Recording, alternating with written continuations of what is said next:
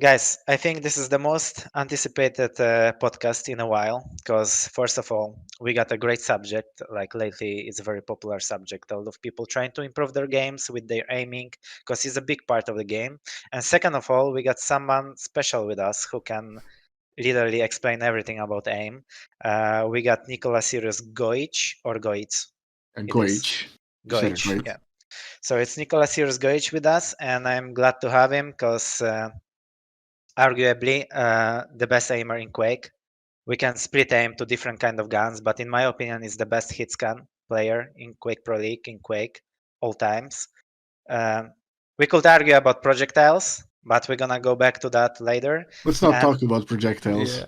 right now, let's focus. Let's focus only about aiming subject. Recently, Nicola qualified to Quake Pro League next season. If it's gonna happen, we cannot share any info about that. And he's also an aim coach. So if you want in any near future to buy any lesson from Nicola, feel free. And first of all, what I wanted to ask you, but I know it's like kind of annoying question because you probably get like asked about it like many times in your career, and me as well, even though I'm not like perfect aim player. But what are your like setup? What are your setting? This is the most basic question which everybody asks. So I want people to go back to the podcast and listen to it. I know there is no point to ask you like what's your like acceleration sensitivity DPI because it Yeah, might be outdated info like already tomorrow, right? So yeah, maybe yeah. let's start with your mouse, like mouse pad and keyboard. What is your Actually, the setup? mouse is gonna be outdated info tomorrow because I'm getting a new one. That's But right. let's just say I'm using a G Pro Superlight as my mouse. Hmm. Hmm. I don't think keyboard is that important. It never was important to me. Hmm. I just kind of use whatever I have. And So at the you moment, don't it's like really see like difference between mechanic no, keyboard. like sometimes I just feel like using a mechanical just for the sound, the Hmm. clicks. Yeah, When I play, I still use the SteelSeries 6G V2. That's yeah, like 15 years old already at this yeah. point. So I Like don't really care too much about keyboards. Like, like me neither. Like I never understood the phenomenon of the yeah, I saw keyboards. your Like keyboard in LAN, yeah, like like the same one you it's had. also it's like also like 15 years old. Like I remember I played on IEM in Cologne and my keyboard got broken. I used like some Razer keyboard which had like this support for your like wrist. This is the Yeah, most yeah, yeah. important in keyboard for me. I cannot I need to have support here. And I went to the public like for through the people who were like cheering for players, and I asked for keyboard which has like support, and one guy just gave me like some really old like keyboard like this. It's like some it's like Microsoft XX or something like this, and I'm Yeah, still yeah, using it. So I don't see like any point in like keyboards. So for now, your mouse is like Logitech G Pro Lite, right? yeah. Super light. Yeah, Super light. that's the well, it's not new anymore. It's like a year and a half old already. But this is a wireless mouse, right? Yeah, it's the wireless that pretty much everyone uses. Like Hmm. Raisy uses it, Vangear, I Yeah, think. yeah. Do you Yeah, I do you saw it like countless wireless times. mouses better than the mouses with I wire? I only think it's better as like a convenience for me. Like Hmm. I like the freedom I get using a wireless mouse. Hmm. Like my god awful rockets are very slightly better when I use Hmm. wireless. Yeah. This is what I found as well. Like sometimes I get a problem when I'm traveling, especially, and I bring my mouse, which is like with the wire. Sometimes the cable, if it sticks like it bent in a way, and it sticks Hmm. for long enough, it's like changes everything. So then I got like kind of Oh, weird it's feeling, gonna even if I keep the use shape. yeah, even if Yeah. I use the bungee. So I like my to have the cable curved like this way, like to the left, like closer to my monitor. I don't know. This is just how I feel it. But anyway, just like I forgot about one thing. Like I want to explain quickly the new formula because we are here with Ins as well, Bruno Ins Pereira. Good morning. I've decided to invite Ins as well because I believe that Ins might have like a bit more knowledge than me about aiming routines, Kovacs, and like how to practice aim. I think this is the guy who also like is really in love with the subject with the aim. That's why you kind of became with friends with Sirius, right? Because Yeah, do you find like aiming like interesting part of the game? Because for me it always was I do, kind and of. that I think that's why a lot of people are like attracted to aim trainers and stuff. Because just playing aim trainers in itself, it's sort of relaxing. Because it's like the beautiful part of the game, which is like the aiming, without any of the part that feels like a chore. Basically, it's just really entertaining. Okay. Do you yourself train like aim in specific way? Do you have routines or anything like that? I Or mean, personally, maybe series is helping you with that somehow? I used to practice aim a lot when I was grinding Quake. I had a few aim routines. Series as well has given me some, even though his advice is usually just hit more. For me, he's a really good aim coach, but every time I ask him, every time I ask him for advice, he just says just hit more, and yeah, I guess maybe it worked. It's different with Ins. He doesn't need advice. He needs to like to hit more. Yeah, it's just simple. This is kind of like, I think it's very complicated when it comes to Ins. Yeah, the aim is not the issue. It's like how his brain freezes during a fight, or when he needs to actually hit. He does hit, but then he somehow fucks up. He hits like 99% LG, then switches to rockets and misses 7 rockets in a row. Yeah. Yeah. Okay. Basically, my aim problem isn't aim itself. It's not aim related. Yeah. That's why I never told him anything. Like it depends, right? Depends what you consider aim as, because like because like weapon selection you can consider as kind of aim. Cause, yeah, like, that's the thing. Like usually we talk about it aim. improves your like output damage, right? Yeah. So this is what we're gonna talk about. But usually we talk about aim as in combat skill. So maybe that's a better term for it instead of just calling it aim. But yeah, my problem is basically in the weapon selection, not so much the hitting even part. that, you can just say your in-game weapon selection. Because in theory, you know what to do and what to use. In-game, I just watch your gameplay, you know what you fucked up. But plus, like more like choking in a way. Yeah, kind of the aim like subject is kind of very complex. Like it's like on different levels we can talk it, because like, for example, like first thing which comes to my mind, I think a lot of people have problem when they are getting too tight, when they are like aiming. I think I aim kind of better when I'm kind of relaxed with my muscle. Yeah. And it's also like, but I want to start kind of from the beginning, so we don't jump on the subject. But what do you think, Nicola? It's like aim. How much of a talent is in your aim, and how much of hard work is in your aim? How would you like rate it? Can you improve your aim really a lot by just training and like practicing and focusing? And how much it's in your blood? Because some people just have it. Some people have it to some degree, and some people don't have it at all. I think it's really hard to say. Like I think even Strenx once said, like you can either LG or you can't. Yeah. But I don't think that's necessarily true. But I do believe like some people just have the affinity for like, let's say, hit scan weapons a lot more than others.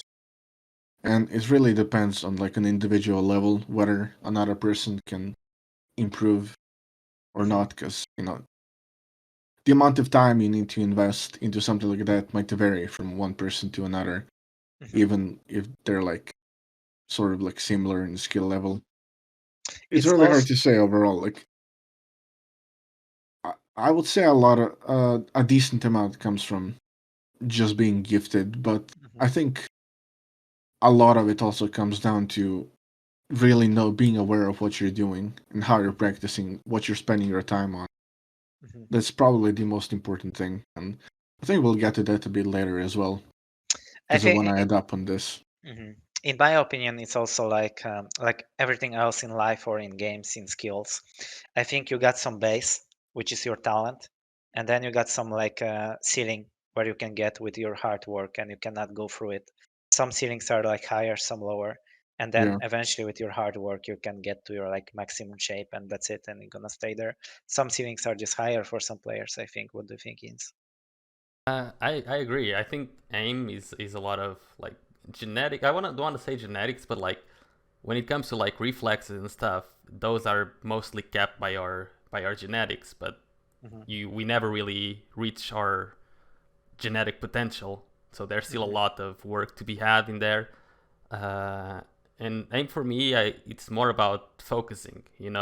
If you're really focused on the target, you will hit more, but it's usually at the expense of something else. I think there's some sort of balance there, because when I watch serious play, for example, on LAN, he's hitting a lot. Even on like really weird setups, he's hitting a lot because I see he's just completely hyper focused on the target. So he maybe he's not focused so much on dodging or focused so much on timing or everywhere or sounds or anything else, but he's just really focused on target. I can't do that. For instance, I can't hyper focus so much on the crosshair or on the target that I can read it as well. And I think that's where I think this was just a nice way of saying he can aim well just because he's dumb. I didn't say that. I just said you're really focused on the crosshair, because I think overall, And I agree. Aim comes from how much you can focus on the crosshair. Because if you're not focused on hitting at all, you're not gonna hit more, no matter how many hours you put in trainers. And if you're focused a lot on it, truth to that. So, but I feel like go for it. I've reached a point where I don't really need to focus on like aiming. Yeah, but you already focus naturally because you've practiced focusing so much. That's what I mean. You've reached the peak of like focusing, and now you can start focusing on other things because you don't have to focus on that so much. The case is also the technique of aiming, because for example, if we look at Sirius how he aims, right, and if we look Tox how he aims, I think in hit scans they are kind of similar. Like the dodging is different, definitely, but the way they aim is always smooth. Like they always move their mouse smooth. Like I know Cypher also like to like lead his mouse very smooth. He's not a bad aimer, right, with hit scans. So and some people, for example, we got like Kilsen, who shakes a lot, right? There's different, or flicks a lot, or like even that's why I think Kilsen is kind of good with like projectiles with rail or rocket, because he kind of flicks a lot. He reacts. His like arm is fast. That's why Klaus was super good with railgun and rocket launcher. But when you watched him use LG, he was also super good. But he changed his technique a little bit because he was very, very smooth, right?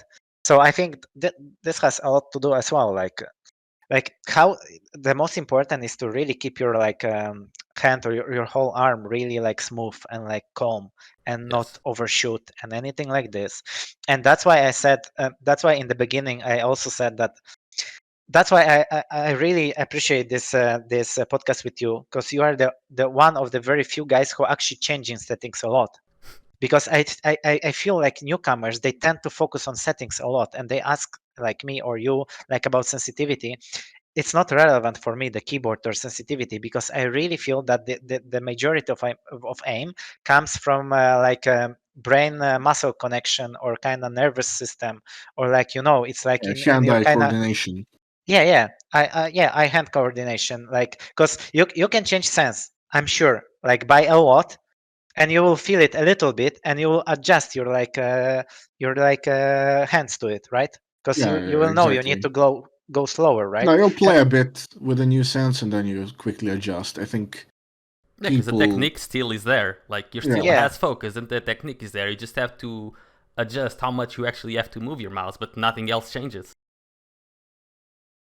Of course, it's same like with shoes and football players. I think it doesn't have anything to do with that. It's like the technique is in the legs, not in the shoes itself. So I think it's like that whole thing started with the CS community, actually, because they're the ones who started talking about muscle memory and sensitivities. If you look at like any CS guide, well, particularly CS:GO on YouTube,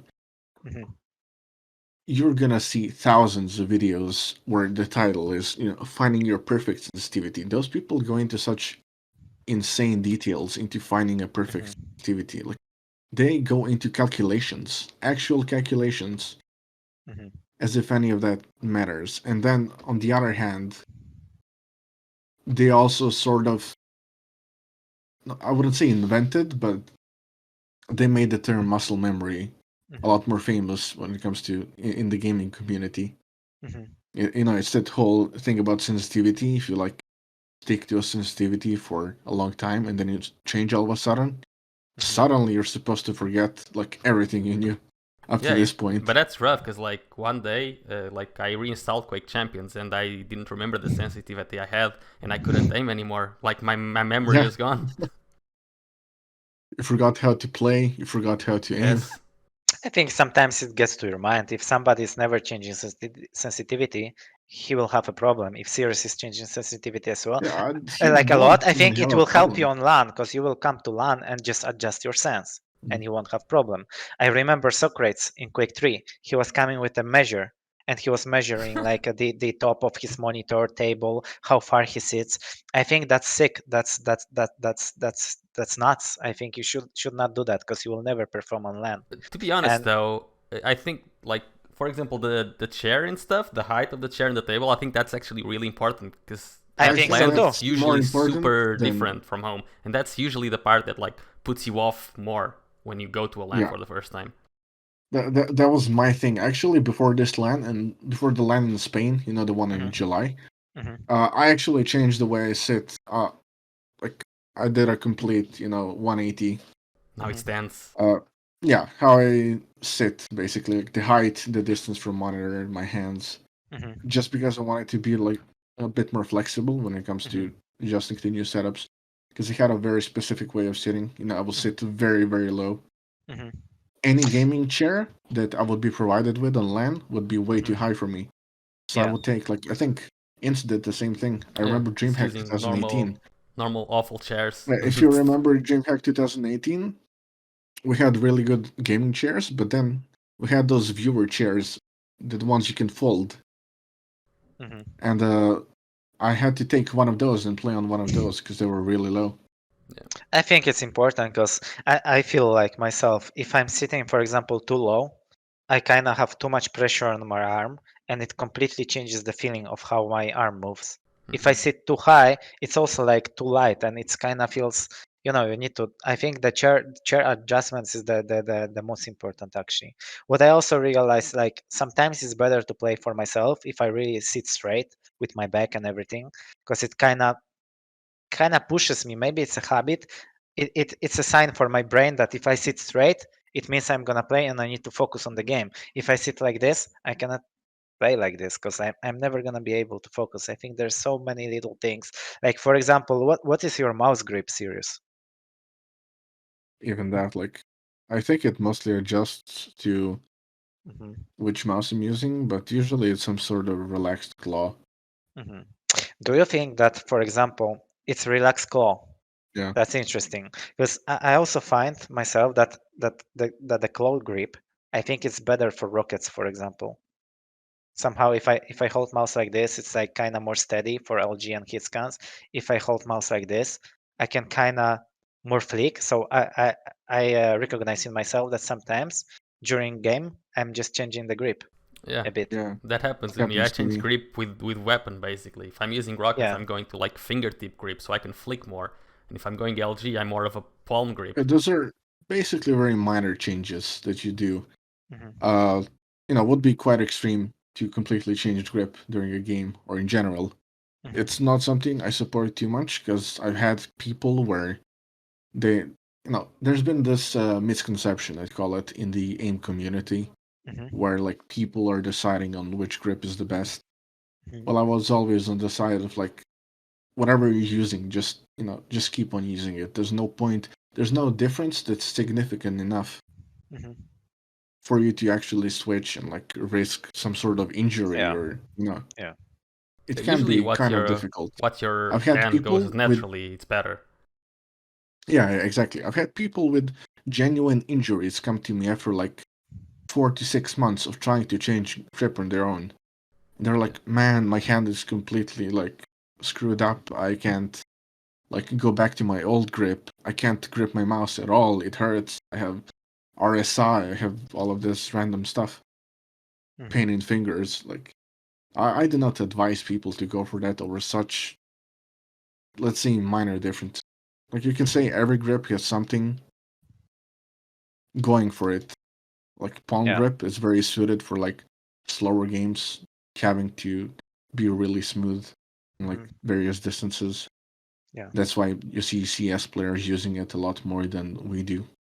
We use claw because we need something a bit more firm with more control and more for the pass-through-based stuff. More flexible as well. Yeah, more flexible. And then you have fingertip, which is, let's say, less stable than the other two. It's probably agent's grip. But but it's a lot more versatile. Like Another thing I wanted to ask. So you are coaching people. This is kind of like a tricky question. Did you coach anyone from QPL? And I know you did. Let me actually think. Hmm If you know, he did, but I can't remember. It's kind of weird. I think you coached one guy.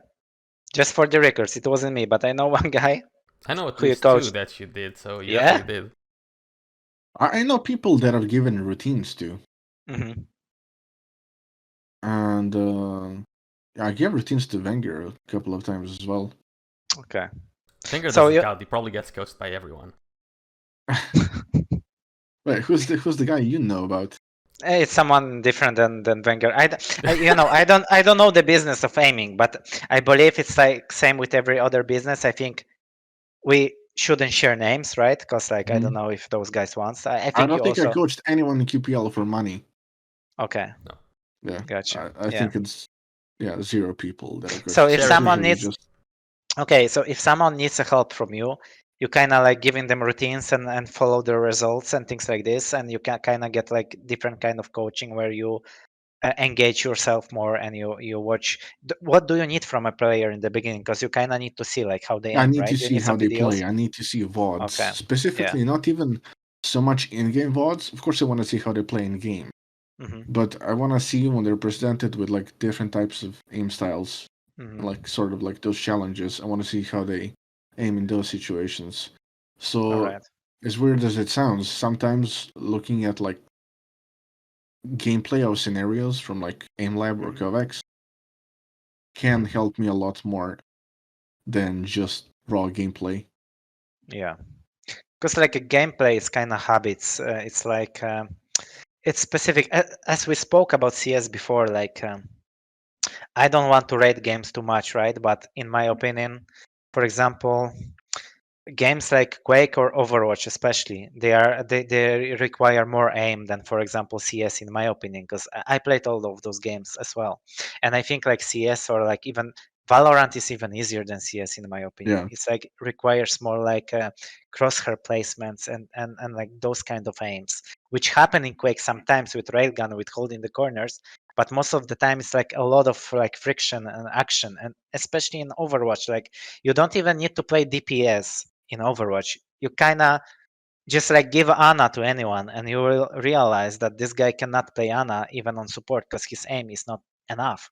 Because it's kind of like projectile with slight like the darts are slight like delayed yeah, when it's when like it's no scope, projectile. and like it's like it needs a lot of reaction and like awareness. So I think like Overwatch, Quake are kind of much harder to master than like CS and Valorant. What's Yeah, your like? definitely. When it comes to aim, Overwatch and Quake are at the top. You have to say Fortnite as well, but I think it's Mhm, for different reasons, because in its core, aiming in Fortnite is very simple. mhm. It's fairly slow. Of course, it's faster than like Valorant in CS, but compared to even Quake Champions, like it's sort of slow. Yeah, the game Mhm. is Fortnite. But I It's think that pretty adds basic. layers to it is like the building, the Yeah, mechanics of exactly. building and box fighting. And yeah, that's what makes it insane. That's what bumps it from like medium level to absolute top. Mhm. And And it's what do it's you think? normal that games like CS take less aim because like in CS you don't have tracking, you don't have smoothness going on. It's basically just the clicking part of aim and precision. That Overwatch has all of those things, and it has the tracking from Quake and the But smoothness there's that you very need. slight tracking in CS, let's say. Yeah, okay, it's You know, it's you it's know when you're it's on pistol negligible, rounds. really. It's Yeah, it's very negligible, but yeah, it's yeah. it's basically precision and crosshair placement.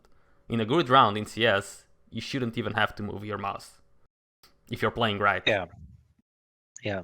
So it's more about like reaction time as well, like reacting. Yeah, just having Maybe your that's You why crosshair it's don't even placement. harder. need really good reaction time. You need to know where to Mhm. place your crosshair. I mean, the Not like best aimer in tactical FPS, for me at least, Scream. Like, I the best things I've seen from him wasn't him even moving his mouse. It was just his crosshair placement. The flicks he would Yeah, do, it was to place yeah. his crosshair on the next exit, and then he had really good, sort of strafe aim. He yeah, knew the exactly when to screen stop. has really good tracking clips. Like where you can see him. He had a very specific talent. Well, has a very specific talent. You can see he's very like different from the other Yeah. tactical FPS players. You can see him tracking the heads. Like there's a lot more skill involved to his like how he aims than you will see from other players. Mhm. So maybe that's why it's harder, except that the community is much bigger in CS, for example, than Quake. Maybe that's why it's harder to stay on top when you are older in CS. I mean, for sure. I think like size of a community or like the competitive scene has the most to do with it. Look at if you take a look at the Fortnite players, Mhm. because I'm just giving an example because there's a lot of them. You don't really see people like having consecutive years of being at the top. Mhm. You just Yeah. see people rise every few months and like win a FNCS cup or something. It's like not brand new people, but it's like they're taking turns almost. Yeah, but that's also due to the game being a battle royale. Also adds a Yeah, little, I don't RNG think it flair to adds it. too much RNG when it's like a proper tournament when you have to play a lot of games. No, you can get lucky, but not that lucky, I believe. Yeah, also true. I think the biggest thing about Fortnite, at least for me, is that the game just, due to the building aspect of it, the game's mechanics just keep evolving. Like if you're a professional Fortnite player and you stop playing for 3 months, that's it. You're not gonna make it top 10 again anymore. Yeah. Yeah. And I think when it comes to CS, like the community is huge, obviously. Mhm. And the only player we've ever really seen be at the top for so many years is Simple, and like nobody else. Mhm. And that's just because he's a freak of nature. Everyone else has ups and downs. He never really did since 2016. Yeah. He's still kind of newcomer, right? Because like, Oh, well, compared to depends how the you others, look at it. Yeah. compared to Because some of the others, but you see, even players like Nico have Mhm. like big ups and downs. Yeah. Yeah. But that's also Kind due kind just of to how different much he formats. Like practices. Because he Simple plays is like just like 12 hours a day. It's insane. yeah. Yeah. Yeah, but that doesn't mean you'll be that consistent always. Yeah, but Mhm. it helps, how you practice really helps you, shape up a lot and helps a lot with the lower parts of your game because he doesn't just play. He spams a lot of games, yeah, but then he also spends time analyzing his VODs, practicing Mhm. his aim in deathmatch and making sure he doesn't do mistakes. There's a lot to it, and Simple's just amazing at it. True. I remember I spoke with Navi guys one time on DreamHack, and they said they were on a bootcamp, like 3 weeks bootcamp, and they said before they woke up, even like at 10 or 11 a.m., Simple already had like 2-3 hours in of like deathmatch, Yes, he's like the and then he Cristiano was Ronaldo continued of on. CS, man. Yeah. Yeah, that's crazy. Crazy shit, to be honest. Like you need to be so dedicated. Anyway, like one time, like someone asked me like how to tension like your grip during the fight, during the tracking, because this is the most common, I think, like one of the most common issues people have. They get kind of tensed, and Returns, yeah. like I know that the solution might be very easy for everything in life. The solution is easy, but executing the solution is the super hard part. Okay, so So what actually, would you it's advise? fairly easy in theory, and I think in practice as well. Hmm. Because I've had a similar issue, and I've worked with people with a similar issue, and obviously there's a lot of mental game to that as well. You get nervous, so you're naturally gonna tense up. Hmm.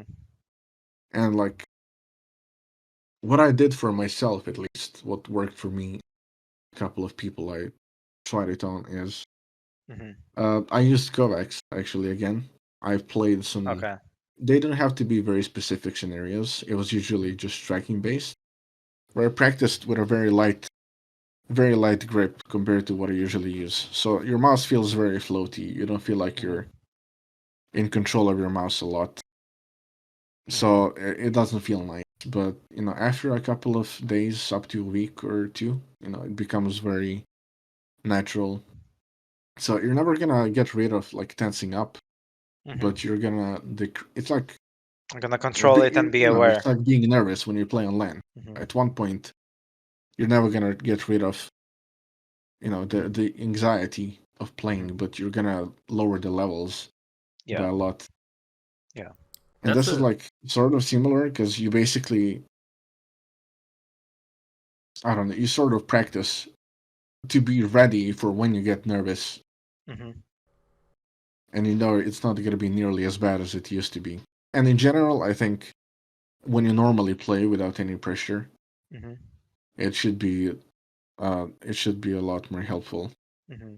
Also, maybe in Kovacs or any other program, like you kind of can focus on your problem, because if you play 1v1, you don't want to waste your time on like trying to relax and things like this. And in Kovac, every time you feel the tension, you can kind of understand it and try to get rid of it, because in 1v1 you're never gonna like try to get rid of it, because like you're gonna focus on other things, on timing and on Exactly. like predicting and things like this. So It's yeah. in any mode, really. I think Kovacs, that's where Kovacs shines. Mm-hmm. And any other aim trainer, that's where they shine. They're supposed to be used as tools Mm-hmm. to help you work in those certain aspects of your game or like mechanics Mm-hmm. that you can't necessarily focus on when you're playing a game, whether it's duel or a team mode or something. You're not Mm-hmm. gonna jump into a game and think about, you have priorities Mm-hmm. in a match. You want to win, obviously. You're not gonna go there and like aim train a Yeah. soldier throwing the game for Yeah. other people Yeah. just because you want to hit from this specific angle in this Yeah. specific distance. What's your excuse then? Um, no excuse. Yeah. And anyway, another question, which Yeah. is also Hold on, important. I Like, have something cool to yeah, add about the tension, because yeah. I've coached a lot of people in aim training, and the tension one is something that they don't.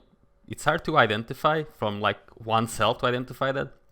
But Mm-hmm. as an aim coach, it's really easy to identify when the aim starts getting a little shaky. You can tell it's tension problem. So usually, what I tell people is to practice an aim trainer and just unbind the mouse one to shoot and just bind space. You'll notice a lot of the tension goes away immediately because of that, and you have to be able to replicate that level of tension when you're using the mouse one as well. But just changing the bind from one to the other helps a lot in relieving a lot of the tension. And once you know what kind of tension you have to put in the mouse, that is something that actually helps a lot. I think what happens, the tension more comes to the finger you're using on space, and then you got your loose Yeah, hand yeah, on the yeah. mouse. Yeah. You'd be surprised how much tension you actually put in when you press mouse one. Yeah. Like, there's some logic to talk settings, believe it or not. Dude, I will tell you one thing. I was like playing QPL matches from ZenAku place, and we were sitting next to each other. We got two tables, right? So I was warming up for my match, and he was already, for example, playing something. And every single time he had a fight with shotgun, I heard something like this. It was every time he was like clicking the mouse one, it was like he was legit like hitting it. I'm like, dude, you're gonna destroy the mouse. And he was like, I never realized that. And I said, man, you are just like slapping the mouse basically. So it's like people Yeah. don't even realize it Yeah, yeah. sometimes. That's quite common. I noticed that a lot. Crazy thing. Like, what do you think? Like in LG 1v1 fight, right? Like, do you focus a lot on your crosshair more or the movement of your opponent, or I how does it think look like? I'm one of the people that really do not pay attention to crosshair Okay. very much. I think the only time I look at my crosshair is very long range Mhm. rails and heavy machine gun, like quad on the M6 to Mhm. Mega, Mhm. that sort of distance. Okay. Isn't quite So like Maybe Mega. even longer than that. okay, Otherwise, I so don't really look at my crosshair. it means you don't really care about crosshair, and the smaller the better, right? Because Yeah, do you think like smaller crosshair is better for long distance and bigger for closer distance? yeah, sort of, yeah. Okay. I just use a small, cross. Hmm. I think a lot of people use that one. Hmm. Just so it's existent, but it doesn't, Okay. it's not too much in the way. I think I know your answer now, but I will ask it anyway. When you have LG fight, do you focus on your dodging more than on like adjustment of mouse on your opponent? Do you care No, about your dodging a lot, or no, you just dodge in a way to hit the most?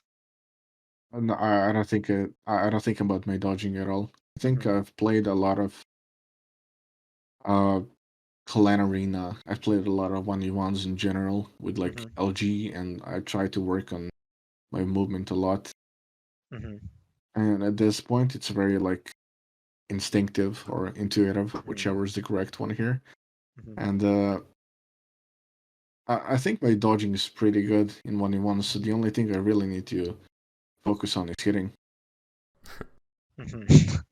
Well, I don't think you need to focus on that more, but I think your aim is already really good. But I don't think I need to focus too much on either of those. What I realized, there is some type of persons in dodging. Like for example, I remember Stermy in Quake Life. He was dodging really like wide. He was doing wide dodges in LG fights. Strenx was kind of doing like kind of medium dodges. For example, Tox is also like he repeats his dodges. He kind of goes to the side, then back or forward, and then to the side. Like, do you see patterns in some players, like in dodging? Yeah. But you definitely get used to how they move. Hmm. You see their following patterns, sort of.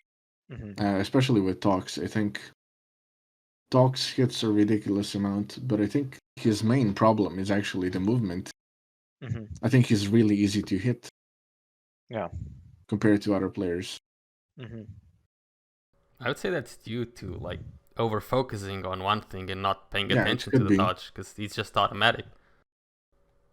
I wish I could focus on hitting and not on the dodge, but I learned from Cooler School, and all I see in LG fights, I just see my enemy beam and I just try to avoid it. I don't even look at the enemy. It's terrible. That's why you're weird. Yeah. At least I can. I mean, if I can't hit 50 LG, I'm just gonna make the enemy hit 35 instead, and then I win. Not a solution. I think it's weird. As soon as I try to like overthink my dodges, I realize that my aim also drops down. Yeah. So I think it's same shit, to be honest. In the end, like it's all a matter of balance, right? If you're in a better position, maybe you don't need to dodge as much. If you're in a worse position, maybe you need to dodge a little bit more. Because now we're talking about LG, right? Definitely, if you have rail exchange, that dodging is like matters a lot actually, or like rocket, like this is definitely where it matters. But with hit scans and LG, I think it's like you need to try to hit as much as you can. Yeah. I think in a game like Quake Champions, where let's say we're both on medium champs with like the same similar animations / hitbox, I feel like it's a lot slower than even Quake Live. I think dodging is less relevant. Yeah. And you can get away with like just aiming and even strafe aiming a lot more than you could before. I realized that too. Like in Quake Life, I cared about my dodging much more. In Quake 4 especially, I cared about my dodging much more. It was so easy to like avoid the shots. Nowadays, like it seems in Quake Champions, it's kind of, even though I still think it's one of the hardest game to like master aim-wise, I think it's much easier to hit in Quake Champions than Quake Life. Somehow. That's due to like the modern games, type of netcode, because everything is super and lag now. So basically, you're hitting the same now that people on Quake Live would hit on LAN, just because of the netcode itself. There's not much difference to having like 20 ping or 50 or 60 ping or 90 anymore. So it's kind of like you're fighting a parallel version of your enemy, basically.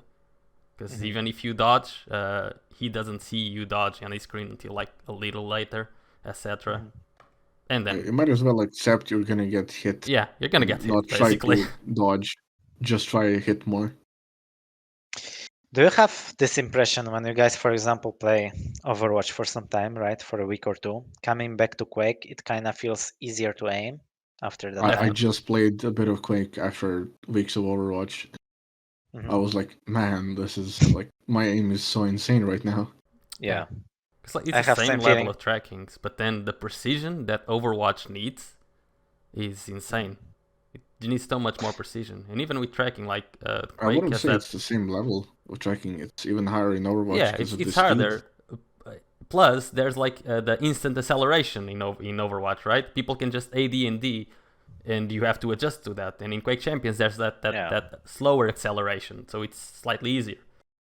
For me, it's also like I kind of use higher sens in Overwatch. Usually, a bit higher than Quake. You guys like calculating your sens from Quake to Overwatch and kind of stick to the same, or? I just go with whatever the game needs. I kind of use the same, but They're very similar, not the same. I think I use even different sensitivity per champion in Overwatch. I mean, yeah, that's normal too. True. Anyway, it's kind of weird because like anytime I open Overwatch, it feels like amazing. It's so smooth. It's nice, and then I'm like, Jesus, when I'm gonna come back to Quake, it's gonna be just so bad. Like it's gonna lag and everything like this. But then I'm coming back to Quake and I kind of hit more. This is what I realized that's weird. It's just like I think that the level of aiming in Overwatch is much harder. Yeah. Just at some point. Definitely. Yeah, it's Especially a game if you're that playing can. hit scan DPS, right? If you're playing something like Winston, maybe it's not that hard. But if you, but the hit scan DPS level of aiming needed in Overwatch is insane. So at what age did you start playing FPS games, Nicola? Actively, probably when I was around 10. But Like I year have ago. played Quake. Sort of. I have played Quake. I have pictures and videos even of playing Quake 3 when I was like 4. I think I've seen one of the pictures where you were very young, sitting on the PC. Yeah. And you can see DM17 on like the monitor. Oh yeah, that's true. So you basically started with Quake 3 or Quake Live? Quake 3. Quake 3. Okay, nice. I started before Ints, technically. Yeah, I think I'm one of the people that started Quake with Quake Live. One of the few people that only started with Quake Live. So did you play anything else before? Because you are like older than Nicola. You are like what, 19? I started like my first game was Action Quake 2 and Call of Duty 4. Like Action Quake 2 is more like CS than Quake. So I played those two games for like a year, and then I started Quake Live in 2008 or 9. Okay.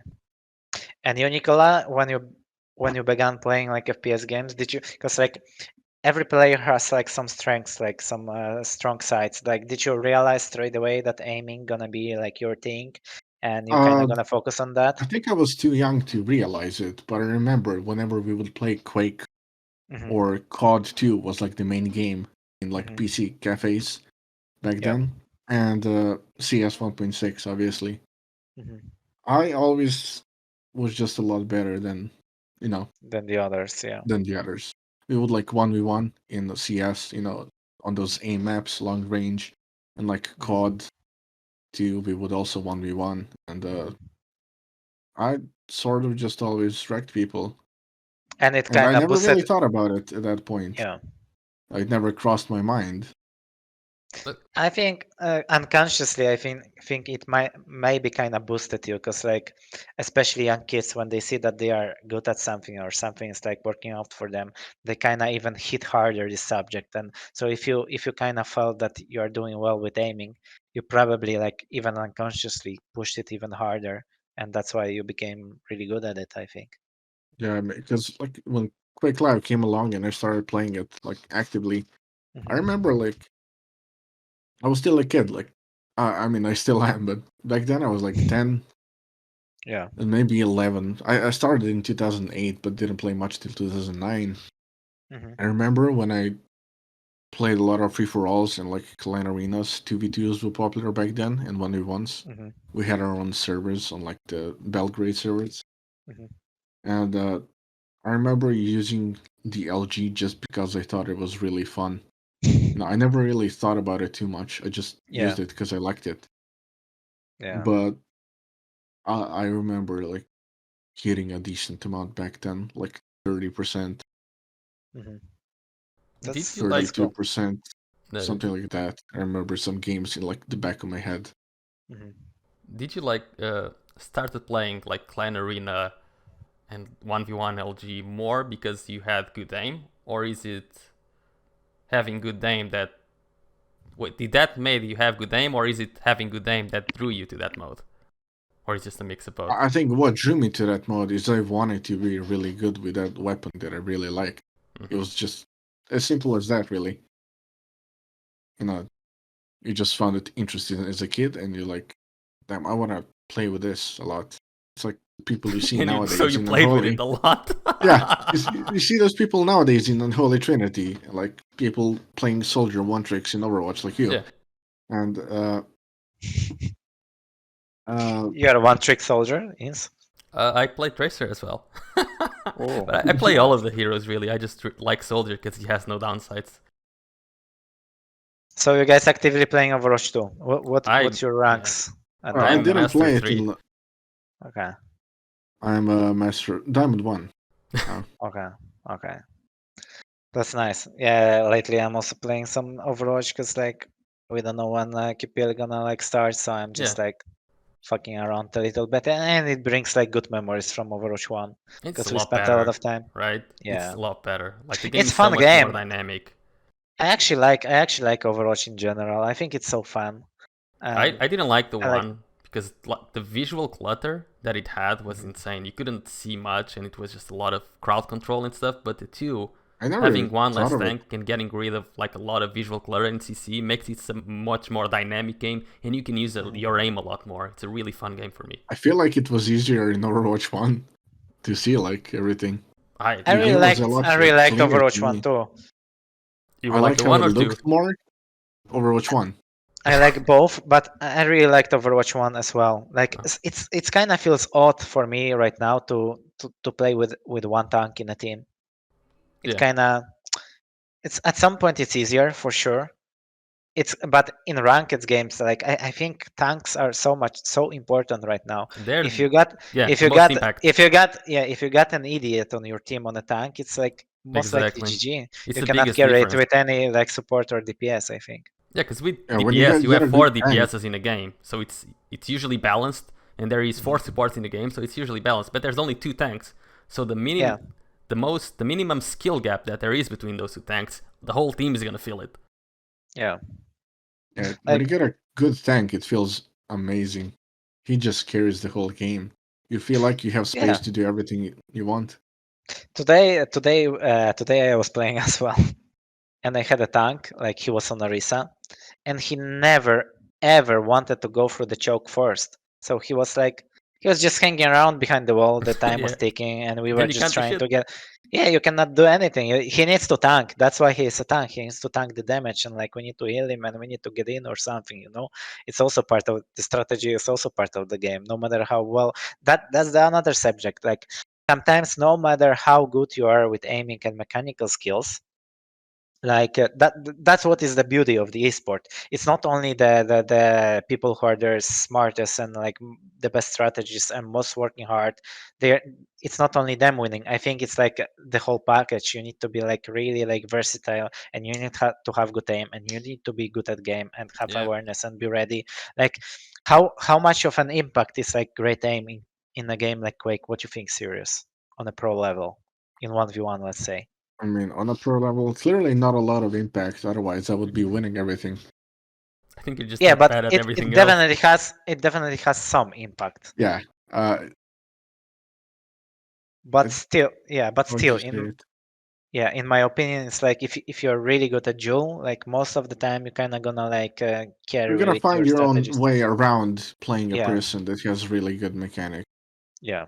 No, I think that's how But people have but an easier time beating me. But I think already in 2v2, if you got a person like you in a team, it's already much harder to overcome such team. Yeah.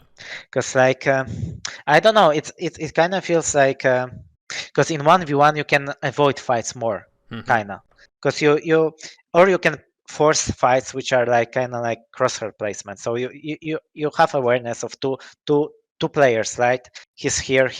You both know like what you're doing. You kind of changing the positions on the map, and it's more like crosshair placement and things like this.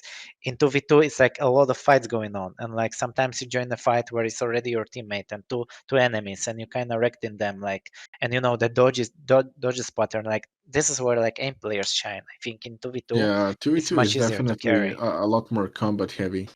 And I Yeah. think that's why a lot of people, like, I think you yourself play 2v2 Mhm. to, like, practice your combat skills for, like, Yeah. duel when Yeah. there's upcoming tournaments. I think Yeah. at one point, all of us did it. I remember Mhm. back in, like, 2018, Mhm. everyone played a lot of 2v2 just to prepare for duel. Mhm. I play 2v2 I think because 2v2 is the best mode, man. Right, it's the best mode as well. yeah, for me it's like most fun. Like like one time when Quake Champions came out, like I was speaking with Too Good, and he said, I asked him like, why you're not pushing like for jewels anymore? Why you playing only team modes? Like it's like Quake on like for 1 million coming up. And he said like, I got the best advertisement for Quake. If you want to get anxiety, just play Jules. And this is true. Like when you're playing like Jules, you kind of like stressed all the time. You're all the time focused. You're getting anxiety. You're just like you're just trying hard. In 2v2, I kind of feel like I'm on a party. I just join. I just Yeah. like have fun. I just shoot. I just like time items as well, right? But I speak with someone. It's like it's like I feel more like fun. In Jules, you're all the time focused. You're all the times grinding. It's kind of like chess. Yeah, At some point, it's it feels stressful. very different because in TV2, when you're like in that relaxed mindset and you're having Mhm. fun, you find that you play a lot better Yeah, than you normally do. But in duel, if you try playing like that, you're just gonna get wrecked. and you kind of like can play more the game. I can Yeah, play yeah. much more 2v2 than 1v1. Like I'm I kind of play a couple exhausted. of duels and I get tired. Same, same. I don't see a point in playing a lot of 1v1s because in the end of the day, like on a tournament, it's only gonna be about your focus and basic things. Like people in 1v1, people like search for some golden rule. But let's look at Rapha. Like majority of his game comes from timing items and knowing rotations. And all his decisions are based on that. And we are in 2022, and people still don't understand for the last 20 years that the basics are the most important. And even Completely the agree. pros, believe me, even the pros, they messing up the rotations, the timings, the Yeah. everything. That's why it leads them to like to losing control. I remember I played 2v2 with Rafa, and even in 2v2 I was kind of stressed playing with Rafa because like I kind of was relaxed and fucking around. And then at some point Rafa is asking me when is Mega, and I'm like 34. And he was like, no, it was 35. I'm like, Jesus Christ, I need to time like exactly. I'm like, what the fuck? I need to focus. So this is what showed me like how much focus he is on Yeah. everything. Like even if you listen to his comms, he's saying like heavy is 32 and a half. Yeah. I'm Yeah. like, Jesus, I I thought it's completely 48. agree. So Wow. you know, it's like this is crazy thing. Yeah, and the thing is, because Quake or Arena FPS as a whole don't have that much competition, the level isn't increased that high. But if somehow we had like a series of like for the next 10 years we're gonna have $1 million in Arena FPS, there would be a lot of competition in the next in the next years for that. And I think the current pro players, very few would still be pro players in a couple of years. Just because the level would increase a lot. In Arena FPS, the level doesn't really increase much. Like a pro can drop the game for a couple of years, come back, and in 2 months he's back at top 8 or top 10 again. And that That's has true. It would always be happened. really interesting to see how like a large community would push the game to evolve. Yeah, I gotta say though, the QPL is helping the game evolve a lot because I stopped Quake in like 2018 and I came back now, and what I noticed is everyone's combat skills improved dramatically. Like the decision making, as you said, the basics didn't really improve at all, but the combat skills, everyone's like making movements faster. Everyone is hitting more. That part I has do improved have a to add lot. to that Go for because it. last year, for the tiny amount of time that I played last year, I did not get that feeling in the slightest. This year, when everyone started noticing, like, why am I hitting? I think there's people definitely improved their combat skills, but this year has been weird because everyone noticed, like, why is everyone hitting 60 LG all of a sudden? Like, why is it so easy to overhit? Why does the game feel so weird? I think this year I've noticed the biggest difference, Yeah. and it's only a span of a couple of months. I refuse to believe someone went from like 35 LG to 55 in 2 months, Yeah, and it's right on like exactly around when like the patch came and made the game all weird, like the hit registry. And I that's what I noticed this wanted year to has been say. like that. I wouldn't know. This I wasn't whole here year was before the like that. patch, so my whole impression is after the patch. So maybe if I had come a year before, I wouldn't have had that same impression. Maybe. It's very hard for me to play because like if I take a break, I usually come into the Quake, which is completely different game than I played. Basically, right now, even after QuakeCon, I didn't play, right? And I decided to play some 2v2 tournaments like a few weeks ago. And we played those 2v2 tournaments, and already for me, the game felt different. They Yeah. didn't change anything significantly, but they changed just a little bit of things, and it already felt different. Servers feeling different, like all the time I feel different. Like I think this is have like huge impact. Yeah. Also, like people playing QPL every week, some people like grinded the game really hard. So I think it's just naturally they kind of like improved, like some of the people.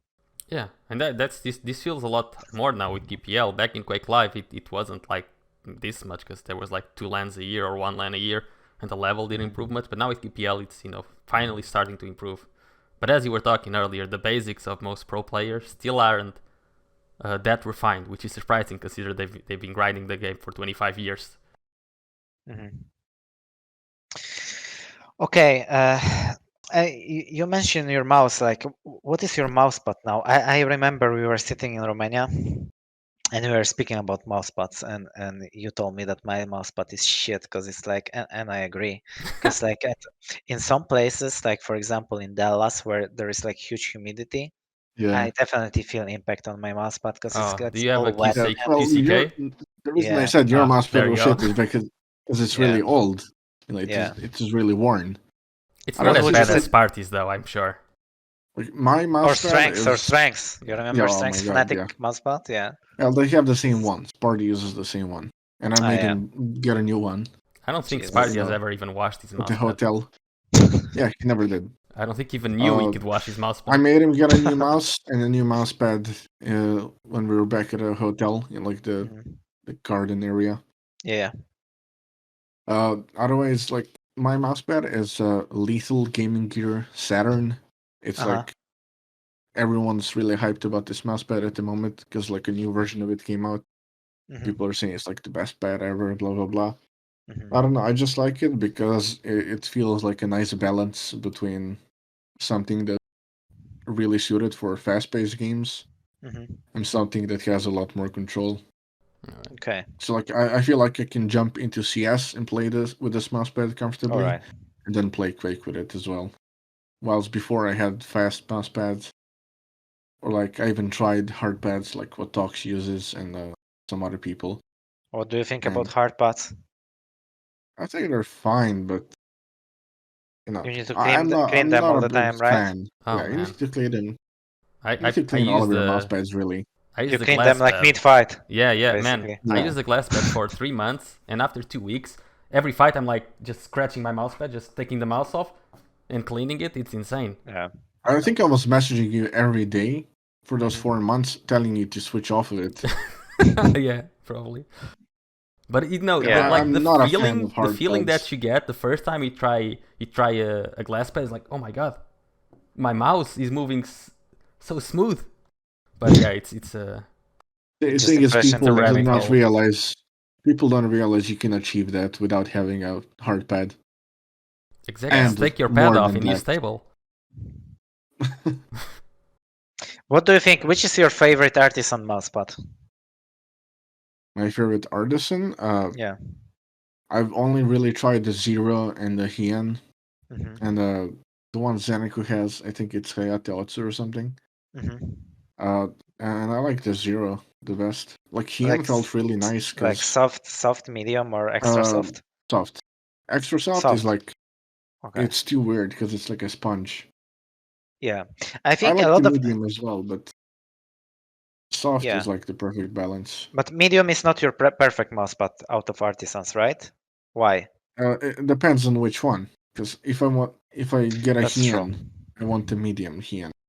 If I get like That's a the one I Zero, have. I want something. Yeah, I know. We ordered it together. Possibly, yeah. Yeah, you were at work. We were Yeah, I trying to think figure so. out how to use the website. Oh right, yeah, because the website is For like an awful. hour. Yeah, the website's just really bad.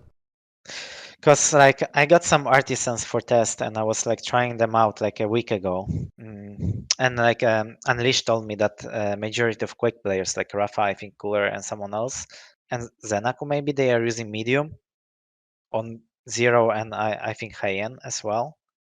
And I was kind of surprised because when I tried when I tried medium, it was really hard. It was Yeah, really it's really like hard. speed, and It's rough. I don't know. You should use a gaming sleeve if you're gonna I use think medium that though. Else you're just gonna cut off all the hairs in your hands. Yeah. on your arm even. I think what Artisan says about their medium pads is that they should be the most consistent theory. Okay. In But I terms of, really like, liked. I speed really and liked. friction. Yeah, I really liked soft and extra soft as well. Somehow, I don't know. Even extra soft, like compared to like QCK, right? When I Yeah. tried extra soft, it felt like really, really smooth. Like it was kind of like sponge. It was very, very soft. Yeah. But what I like Feels about very them, weird. yeah, they kind of glue to the table like soft and extra soft. It's impossible to move them while you are like playing. And when I tried medium, Yeah, man. when I did some like harder move, that the mousepad was moving on my table as well. I feel that. I have my medium like tape glued to the table so it doesn't move. You tape glue, Yeah. tape it. Yeah. Oh Jesus. my god. Yeah, Just so it doesn't this move. pad I have right now doesn't move at all. It's I can only say the best about it because I have it since summer and it feels as good as And you new haven't still. changed it, so it's definitely a good mousepad. Yeah, I usually change mousepads within like a month or two because they just start feeling like shit. Even if you wash them, they feel bad. This one just feels amazing. Yeah, I don't understand it. Like a lot of people wash mousepads. Anytime I wash my mousepad, it never felt like new again. It always felt like already like it's old. Like I don't know, I couldn't wash my mousepads. It felt different. And I was using water only or water and some soap. It Yeah, you still felt want to use different. like shampoo and you want to use a brush, but something very light. Hmm. And it's not going to help much, but you don't necessarily want to wash it when it's like completely worn out either. Yeah. It's just like a way to keep it clean, to prolong the life of a mousepad.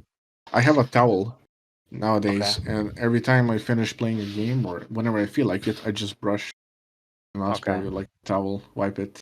Do you ever eat like next to your PC? Like you're watching something and eating, Yeah, or you all never the touch food? time. Hell Same. no. Same. Like, That's why it if I gets eat, so I have fucking to watch dirty everywhere. something. Yeah.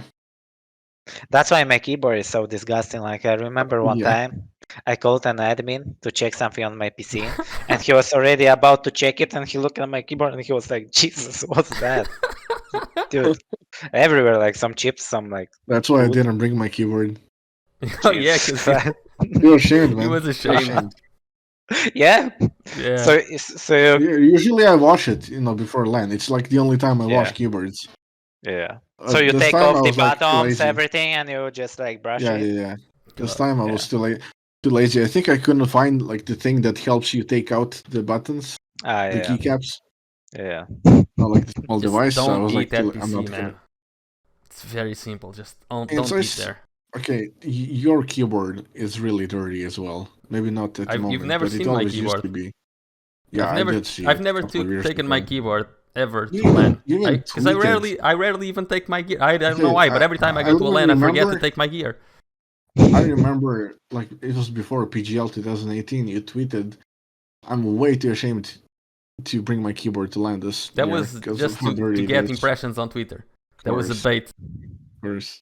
That was my work keyboard, actually. Okay. Who, in your opinion, is the Ye- best aimer overall, except you, in Quake and in any sport ever? Any esport. No. In Quake and in any sport, like two guys. Claws. Close. Yeah, Do you think? Claws are Saya player, man. Aside when it comes to mechanics, like raw aim, like what you see from me, like really smooth, precise aim, maybe Saya player, but overall, as like the Yeah, whole if you package, talk about then combat it's skill, claws. it's Claws. Yeah, Even and in I think Quake. it's not even I close. agree. I think it's Yeah. far above everyone. Yeah. It's like that guy was born to hold the mouse and keyboard. Like, even in Quake, if you make that distinction between, aim, which is, mouse control and crosshair placement, to like combat skill, which involves, weapon selection and stuff, and movement. If you talk about aim, Series and Toxic are at the top. But if you talk about combat skill, then you have to add Claws, you have to add Av3k, you have to add yourself, you have to add Cypher to it. But I think Claws is at the top of combat skill. I think Klaus is very like consistent with every weapon. Yeah. This is the thing. He's Yeah, super good with just good with raygun, everything. and he's super good with hit scans. This His is really rockets are happens. amazing. I Yeah. think that's the biggest difference between like, and also like the way we play. But Yeah. I think what I like to improve on is like definitely rockets. I want to be as confident as like Claus or some other players are, where I can change up my playstyle, stop playing so passive. Are you 'Cause- using any mouse accelerator right now, or probably No, I'm not, right? not. It's because you change from, it's like you're already Quake Pro, but you obviously on a high level in other games, right? So that's the reason why you're not using Axel, because I found myself that I'm usually only was using Axel in Quake and never used it in any other game because I didn't feel the need. Yeah. I just don't feel the need in like other games. Uh-huh. Maybe that will like help a little bit. I think that helps people with rockets, but then you change to another game and you suddenly play on something different, which Yeah. also doesn't make sense. I tried that Claus mean, Excel, but then I would try other games and it's like, oh, because it's really Yeah, easy to it's go really bad. into the Excel, but it's really hard to get out of. Yeah. Yeah. But now there's It's- tools, you know. But Kovac he made does a it. tool He that does it anyways. Kovac made that raw Excel tool. Raw Excel. Yeah, because now you can have those settings in any game, and that's Yeah. great now. And But they're I'm still not approved gonna by go the to anti it. cheats as well. Yeah. You I managed to think get for it me, approved. it's not so much a problem because I know Claus even uses like those specific settings in Quake, but then when he plays Apex, he uses like a really high sense and like no Excel. Mm-hmm. And And then, even like, when he tried Diabolical, he tried different Excels and stuff, and yeah, he still like had a lot the higher same Excel kind of and a aim. lot lower sense. Yeah, Yeah. it's just like the Just way embedded he in his aims. brain or something. Do you feel like some people, like when they are struggling with aim, especially newcomers, they tend to lower sensitivity? And I think it's I think maybe not that's the the best most idea. common thing Yeah. people do. I think that's the first thing people do when they start missing. I think when it they helps start it- playing a game. It's everywhere. 'Cause When you I see think new it- players, they're either on really high or extremely low sense. Yeah. There's like no in between. Do you think it's a good thing or a bad thing to lower your sense when you are not hitting? Terrible. Not I hitting. think it's terrible, but I think when it comes to new players, they have to be forgiven because Yeah. you don't know much at that point Yeah, but to usually see a difference of why a sense like agent sense would hinder you in your gameplay. yeah, Or but something like strength sense. I remember strength in Diabolical, he played on 98 centimeters. hell yeah. Jesus. 98. Listen, so he was playing Zenyatta in Overwatch in a I team, remember. in a legit team. And we had a problem because like Strenx was dying all the time as Zenyatta, right? To So I tracers, went through, right? yeah, to tracers, yeah. And I went through the VODs because I was shocked, like how the fuck is he dying every single fight? Like immediately he was dying. And there was one tracer which realized the thing, and he was coming at him, right?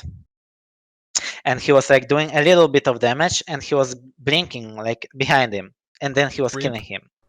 And Strenx was never like turning back. And Yeah, I it asked takes him him like, 3 business days. yeah, okay. So I said like, Strenx, listen, you need to increase your sense because you need to be able to turn around to hit him.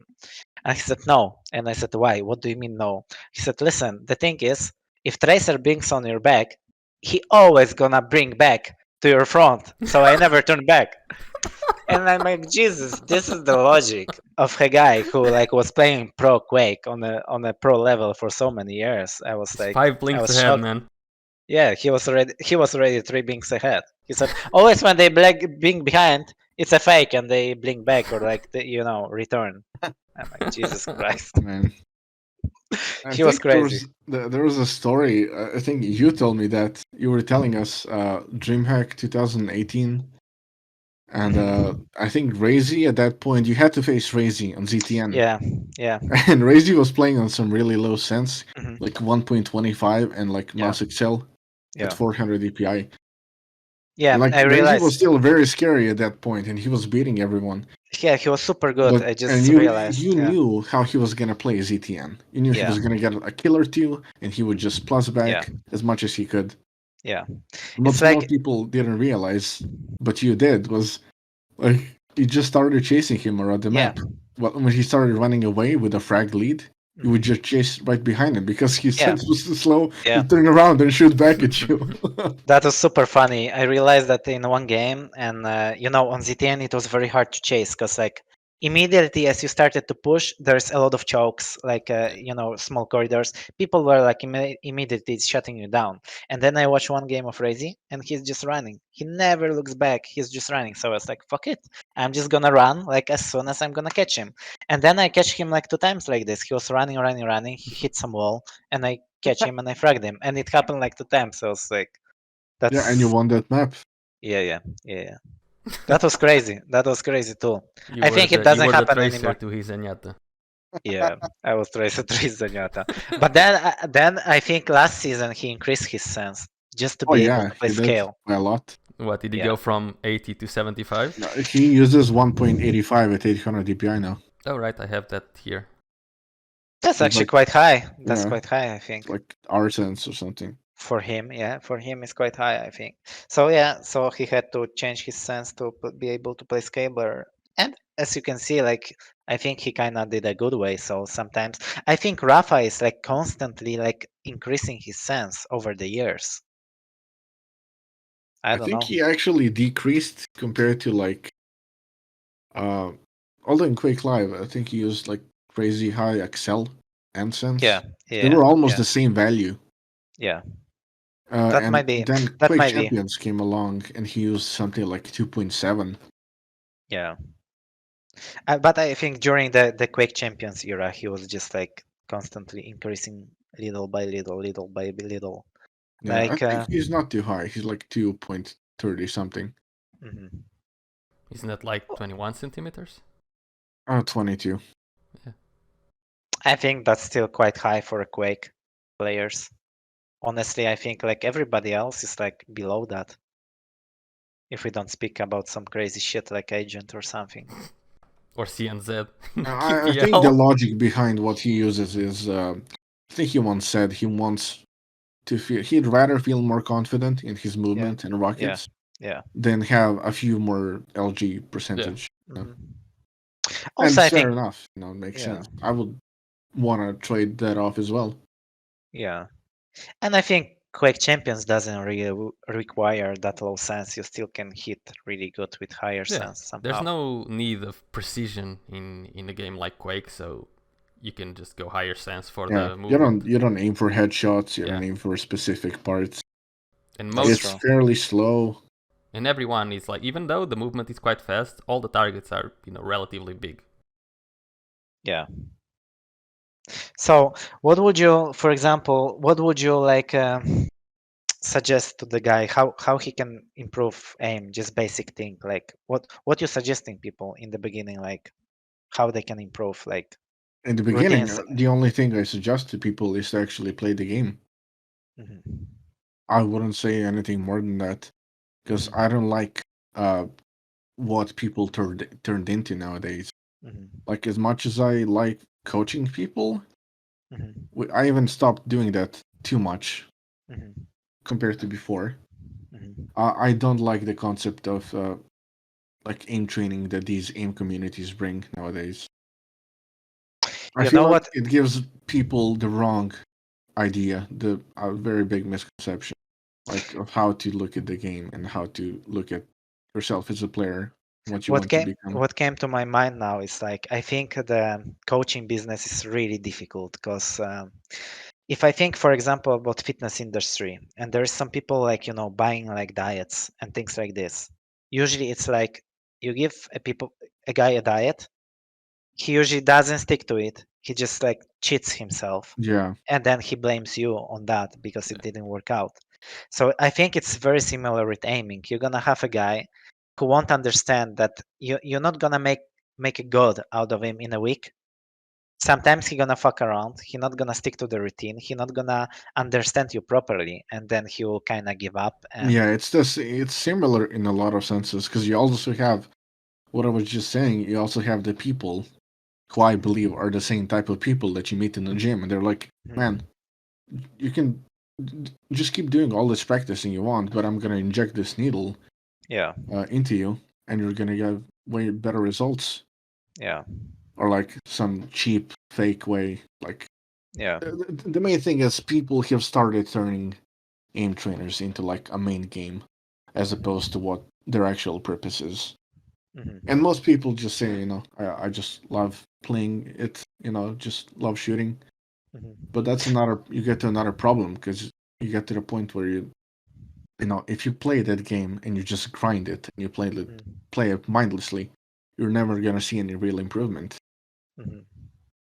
That's why I really like that there is some aim trainers like you who stick to the game and they are still pro players. Because like what I see and I don't like in this like industry, this community, because it's like kind of different community already. It's like I see some people like arguing or Twitter or somewhere else that they are better than the other guys at Kovac, and they create kind of different game itself, like doing routines. Like it's like. It's lost the point. It's completely lost the point, because your it's like point was to keeping improve tracks aim. of victories in scrims, basically. This is kind of, for me, this is kind of different, like century. It's kind of different, like how do you call that? It's just different, like universe for me. Yeah. Kind of they create a different universe. This is crazy. Like, the point of aim trainers is so that you can get better aim in your game, but a lot of people are treating it as the main game, making competitions between themselves and stuff, and getting too hung up on the actual aim trainers. Which, I mean, it's fine if you like aim trainers and you want to spend time with it. That's fine, but don't try to don't get an ego trip out of an aim trainer, because it's just the trainer itself. And in games like Quake or even Overwatch, there's not that much need of a name trainer, because free-for-all in Quake is basically a name trainer in and out of itself. Aim trainers is more for games where Same with Overwatch. Yeah, aim trainers is more for games where you have very little fights per minute. So like Apex, for example, CS:GO, Valorant, Rainbow Six Siege, those kinds of games where you have like one fight every minute or one fight every 2 minutes. And the aim trainers give you that repetition, If you want something specific, they can give you that repetition. But for fast games like Quake and Overwatch, you don't really need them unless you have something very specific. I actually believe Overwatch is better than any aim trainer, even if you're just aim training. I agree. Like, even just by playing comp and playing even aim arena, maybe not so much aim arena, because half the time we're just shooting at random targets. Although you could even take that as in training, people just moving random directions, looking away from you. Yeah. Or like honestly, hard free for alls, or I think just because of how the game works, Overwatch. You're always shooting at something. Assuming basically. you're playing, something that's skill based, mm-hmm. then it's a lot better than just aim training in a game like Kovacs. Looking back at ESL Italy, which was won by Cooler, he kind of grinded the Overwatch for like 2 or 3 months before that event. Was that the one you won with Misfits? Yeah. No. Oh, no. I mean, the ESL Italy in Quake Champions, which he won, he kind of like grinded Overwatch. No. What I mean, I know what you mean. I was saying to Inns, he won DreamHack with Misfits. Yeah. In 2016 or 17, something like that. Yeah. But like the event in Quake Champions in ESL Italy, he was kind of grinding Overwatch. He was just doing some challenge or something like this for some money. Yeah. And he was grinding Overwatch instead of Quake, basically. And he managed to win he that. He still does those streams. It's like, get to this rating with DPS tank support for this amount of money. Yeah. That's good. Next time he goes to Quake, his aim is going to skyrocket. Yeah, for sure. Because he already has all of the basics. How much he can grind. It's actually ridiculous how much he can play. I remember when there's preparation for a tournament, I've seen that guy like stream for 18 hours a day. Not AFK, like, you open agent stream, it's just nicks in menu. Cooler is like playing and takes an hour break and then plays for like 9 hours. Just grinds duel. Last time I opened his stream and he was already on 23 hours of Overwatch. Jesus Christ. Like, this is ridiculous. Like, honestly, sometimes I'm thinking about the amount of practice and things like this. And I think Cooler probably played more in 1 year of his career than I ever gonna play in my whole life for like 30 years or 40 years. Legit. Possibly, yeah. Legit. The thing is, when you play that much, how much of it is it actual practice? Because I think think a what he's very doing, small amount is he's just going through the motions a lot of the time, and that yeah. sometimes I think if that's a you're not big part of constantly it. analyzing it, it just becomes bad habits. It might actually end up capping you instead. So you gotta be able to play like 3 hours straight and take a couple of hours, chill and analyze what you did, and then do it again later. I think past 3 or 4 hours, it won't really benefit you without any sort of break or analysis. Yeah, I agree. Even less than that, you can get away with, as long as you know what you're doing. Exactly. Like focus practice is so much better than just putting time in. You know, when I give people routines to play, like I expect them to do exactly what I said and to be fully focused on what they're trying to work on and improve. And those routines are never like over an hour. Yeah, like the routines I give to people are like 45 minutes to 20 like minutes. an hour and 10 minutes max. Yeah, that's it. Those if you give more than that, then people will start to lose focus and they will not listen to the stuff. That's why I try to like 15, 20, 30 minutes max. But like if you can do it several times a day, it's better, because those 15, 20 minutes, you gotta make sure you're fully focused for that. You gotta follow the instructions. You gotta know what you're doing, basically. Else you're just putting time in for no reason.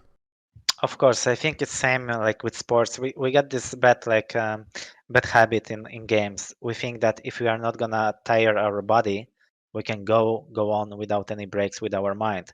I think it should be kind of like similar. Like football players, they as well train a lot every day or twice per day, but they are not going for like 24 hours fucking training like Cooler in Overwatch, right?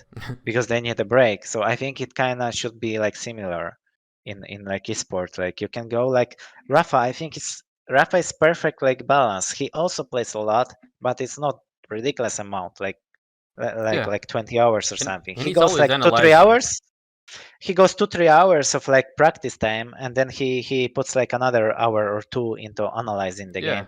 And It before gives he you goes 5 into that hours. Quality practice. Even before he goes into that practice, he has a plan. I'm gonna practice this and this today. This is what I'm gonna focus more and more on. And that's actual practice. I do think Cooler does that as well, because you see it when he duels, when he prepares for a duel tournament. Yeah, sometimes you see him just goes in lose with on a plan. purpose. He's gonna lose like for 18 hours straight, but then he's Yeah. gonna wreck that same guy like 1,000,000-0 on LAN. Yeah. I remember it happened so many times, specifically with Cooler, and you see like he streams all of it, and people keep writing, "Oh my god, he's in such bad shape." The guy finishes like second or wins something. Like I think he won Luca, right? Yeah. Yeah. Yeah. This is amazing. Like because like I remember like what I like to do like in Quake 4, for example. I didn't really go into like practice and I played my best, but I was trying to, for example, do some tasks, right? So I was just seeing how people react when you control rail only, right? Or how to, for example, I was trying to give the whole control and get it back with losing the least amount of frags. And I was learning such scenarios. It kind of gives you boost confidence, because if you're losing whole control, you already went through this situation and you kind of have plan. The worst thing is like when you're losing control and you don't have a plan and you just YOLO, from item to item, and you keep feeding and things like this. That's exactly how you have to practice. That's amazing. Yeah. Okay, so another, what else? The subject is like fucking ocean for me. Like I can speak forever. And the thing is like the only subject we're gonna talk about today is like is the aim. Like it's like would be also good to have you on another podcast just talking about Quake and you like qualifying to the we can QPL, turn this into a whole podcast. And things like this. Like branch out and have a specific podcast just for him. We can have people over and I can be your co-host. That will be good. Like we could 3 of us be co-hosts. Or yeah, easily. What do you expect from this QPL? Like, would you like to see any changes? Do you like the format? Like, just quickly, like to change the subject. Like, what do you think about it? I quite like the format that's been, I didn't get to experience it for myself, so I like the idea of it. That's all I can say. Otherwise, I think you guys are on much more fair grounds to say how it is, because I haven't really experienced like the week to week playing a different player. To me it all sounds nice and it sounds like a really good practice. Yeah. A really good way to stay in shape, and I think it's very interesting for the viewers as well. So I would not mind if they kept the same format. Okay. So are you going to try to focus more on Quake this year since you qualified? Yeah, definitely. Like, if there's another season, I am definitely gonna put much more time into it. Okay. What do you think, Ins? You are his manager. Well, about the format itself, I think it's due for a change, right? It's been 4 seasons. Well, if there's a next season, it's going to be 2 4 seasons that are the same. Yeah, but there was also kickoff, right? That also counted as a season. So there's been 3 seasons basically, and they still haven't changed anything of the format. And each season has had multiple stages. I would like them to just change the format a little bit. I don't know how, but there are so many changes they can do. It's in Arena FPS. But for example, like to what? 2v2, make a team season. Just one team season. For like 3 months, make a team season and then go back to duel. Just change it up a little bit. Or make a season with only like... People like it as well. Yeah, without champion bans or being able to allow mirror champions. Something, I don't know, just change it up for 3 months. The thing is, like last season, we had only one final stage. So it was one long season, which I don't like. I really like the first 2 seasons where you had like finals each like 3 months. Yeah, like 3-4 stages. Yeah. Yeah, I was supposed to be there from the start. Yeah, and it kind of like gave you this feeling that you need to try like during the season because you might be out or something like this. And like last season, it was like one long season where you only played for Quake on basically. Yeah.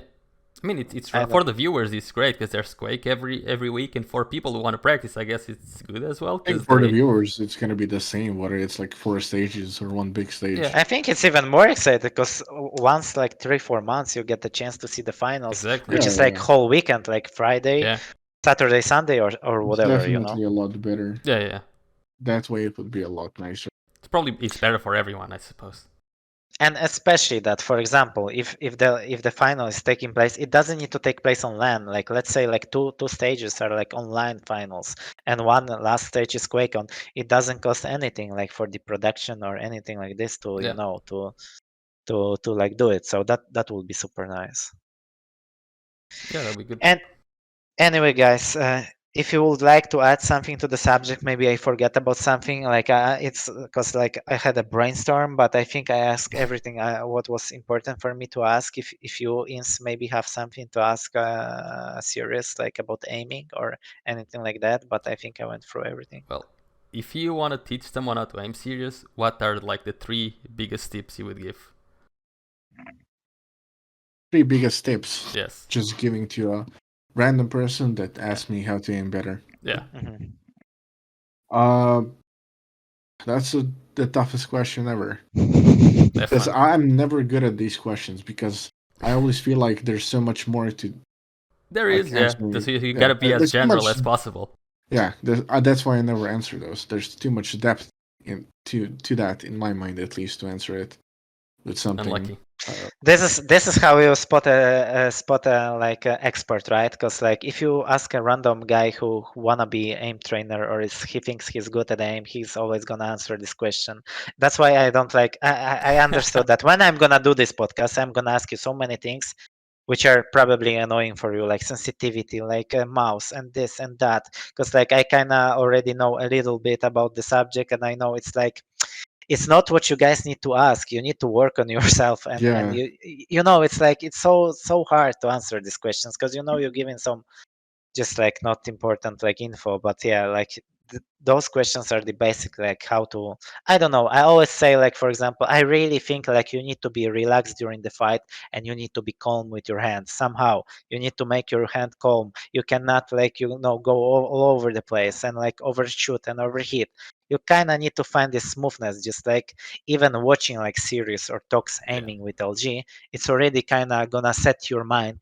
Like when you're gonna jump on FFA, you kind of gonna like like copy them a little bit. This is already a good start. That claws highlight video every time as I wake up every single day. I watch the claws highlight video. Add to that, I've been like I like CS. I've always liked CS, and I do enjoy Valorant sometimes. And I think a lot of my uh, I worked in crosshair placement basically by watching a couple of players that have really good crosshair placement. And all I did was Yeah. just watch them, and I would just naturally copy them in game. You know, it would still take practice, and I would practice it, but the idea I had was everything was basically explained to me because of how much I learned by watching people.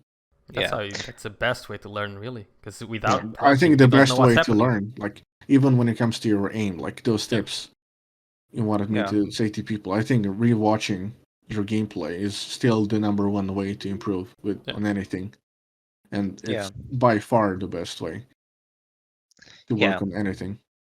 What came to my mind now is like the biggest tip is like be consistent, because if you're gonna watch serious play and then you're gonna go and try to copy this smoothness and this like calmness, and you're gonna do it one time, second time, next day you're gonna wake up, your brain gonna reset, you're gonna do your own shit and you're gonna be all shaky again. But if you're gonna go consistently with everything, is like this, with gaming, with fucking sport, with eating, like habits, like it takes like, I don't know, it takes 2 or 3 weeks to change your like sleeping habits. Even if you're gonna like repeat it, you're gonna change your sleeping habits only after 2 3 weeks. So imagine with like something you're doing for all your life like wrong, you want to change it, and you want like good habit, you need consistency. I think this is the thing. So if you guys trying to improve your aim and you're like trying to searching for help or getting a routine, just stick to it and be consistent. It's like only way, and do it for longer period of time. Don't give up after 2 days, because like especially with such hard subject like aim, it's not gonna work out. It's simply not gonna work out. It's like step by step, very hard work, I think. Yeah, so basically, the 3 tips: be focused, be relaxed, and be consistent. Be aware. Yeah. That's 4. Fine. Anyway, I'm happy with such ending, and I'm thank you so much, guys, for being on this podcast, Yeah, and thank thank you you so for much. inviting us. Exactly. Was, No problem. You're awesome. welcome, and thank you for sharing your like thoughts, because it's like, you know, it's like it's gold information we're getting here. No I problem. think people are gonna I like. hope it's actually valuable information to some people, Of course, like, and they're because getting I it for free. genuinely, do want to. Yeah, this is what I also don't like about like newer generation. It's like a lot of things you can find on the internet for free. It doesn't matter for new Yeah. generation, they still need like to, you know, like it's, you need to push them actually in the right direction, Yeah. otherwise it doesn't work. Like back in the days, like people had to find out on our, like people were learning everything on their own, and it was like much harder. Nowadays it's super easy. Like if you really like take care of what series is saying and like listen to it carefully, you can already like improve yourself for free. But there's a lot of, Seriously. like, there's so much information now that it's also hard to figure out what information is correct or not. Yeah. That's True. another thing. Yeah, you got so much bullshit that you don't know Yeah. what to believe in. Anyway, thank you guys again, and see you next time. Goodbye.